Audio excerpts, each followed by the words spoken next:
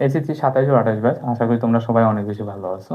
তোমাদের জন্য tag question আমরা খুবই গুরুত্বপূর্ণ একটা কোশ্চেন সলভ করব। এটা হচ্ছে যে অনেকগুলো স্কুলের যে টেস্ট পরীক্ষা আছে সেই স্কুলগুলোর এক্সামে আসা একটা প্রশ্ন এবং খুব ইম্পর্টেন্ট এবং একটু কনফিউশন টাইপের। আমরা খুব সহজেই সমাধান করব।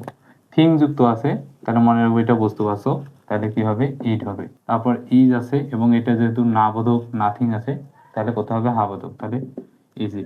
তারপর I think everybody knows it, এটা হচ্ছে মেইন ক্লাউজ, যেহেতু এটা মেইন ক্লাউজ তাহলে মেইন ক্লাউজ দিয়েই আমাদের কথা হবে। তাহলে যেহেতু এভরিবডি আছে প্লুরাল, তাহলে প্লুরাল থাকলে কি হবে দে। তারপর নোজ ভি1, তাহলে ডু বা ডাস, এখন দের সাথে কি হবে ডোন্ট, এবং এটা হা বোধক আছে, করতে হবে কি না বোধক ডোন্ট দে। দা আইডল, এটা সাধারণত কমন নাউন, কমন নাউনের পূর্বে কি হয়ে গেছে দা, দা হলে সেটা নির্দিষ্ট করে বোঝাচ্ছে এবং এটা সবাইকে বোঝাচ্ছে দা আইডল, যেহেতু সবাইকে বোঝাচ্ছে তাহলে কি হবে প্লুরাল, তাহলে কি হবে দে। অলওয়েজ, এটা হচ্ছে কি ওয়ান ভি1, তাহলে দের সাথে সবসময় কি হবে ডু, এবং হা বোধক আছে, করতে হবে কি না বোধক ডোন্ট দে। তারপর লেটস, যেহেতু লেটস বা লেটাস দ্বারা যদি শুরু হয় তাহলে কি হবে shall we. Motivation, seldom goes in when, এই যে মোটিভেশন আছে না, এখানে সাবজেক্ট হিসেবে কাজ করতেছে, এটা তো মানুষ বুঝাচ্ছে না, বস্তুবাচক, তাহলে বস্তুবাচক বুঝালে কি হবে ইট।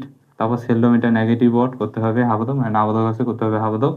গোস, এটা ভি1, তাহলে ভি1 হলে ডু বা ডাস, এখন ইটের সাথে কি হবে ডাস, আবার সেলডম থাকার কারণে এটা নেগেটিভ, করতে হবে কি অ্যাফার্মেটিভ। আশা করি এইটা কোশ্চেনটা খুব সহজেই বুঝতে পারছেন আপনারা।